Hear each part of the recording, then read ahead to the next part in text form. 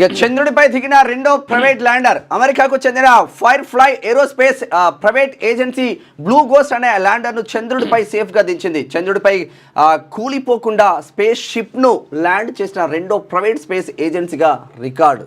చంద్రుడి పైన కూడా ఇదివరకు మనం దించినాం కదా, ఇప్పుడు రెండో ప్రైవేట్ అంటే ఇది రెండోది దించింది. ఇక్కడ సెబీ మాజీ చీఫ్ మాధవిపై ఎఫ్ఐఆర్. ఇక రెగ్యులేషన్స్ ఉల్లంఘన, స్టాక్ మార్కెట్ ఫ్రాడ్కు పాల్పడ్డారనే ఆరోపణలపై సెబీ మాజీ చైర్పర్సన్ మాధవిపురిపై కేసు నమోదైంది. ఇక ఏసీబీ కోర్టు ఆదేశాల మేరకు ఆమెతో పాటు 5 ఆఫీసర్లపైన ఏసీబీ దర్యాప్తు ప్రారంభించిందంట. మొత్తం మీద అసలు యాక్చువల్గా ఈమెకు సంబంధించి పార్లమెంట్లో కూడా చర్చ జరిగింది. మొత్తం కూడా విపక్షాలన్నీ కూడా పట్టుబట్టినాయి. ఏంది ఇక్కడ సెబీ చైర్పర్సన్గా ఉన్నటువంటి మాధవి మొత్తం కూడా అక్రమాలకు పాల్పడ్డది. తర్వాత ఇక్కడ స్టాక్ మార్కెట్లని అవకతవకలకు పాల్పడ్డది. తర్వాత రకరకాలుగా అవే కాకుండా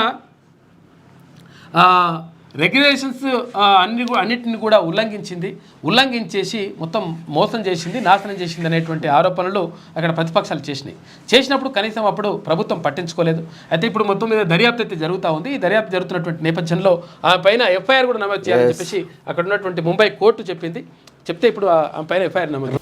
లేటెస్ట్ న్యూస్ తెలుగు మరియు ఇంగ్లీష్ అప్డేట్స్ కోసం ఇప్పుడే క్యూన్యూస్ అఫీషియల్ యాప్ ని ప్లే స్టోర్ నుండి డౌన్లోడ్ చేసుకోండి. సరికొత్త సమాచారాల కోసం క్యూన్యూస్ వెబ్సైట్ ని ఫాలో అవ్వండి. ఛానల్లో ప్రాంతీయ, జాతీయ, అంతర్జాతీయ వార్తలు వీక్షించండి.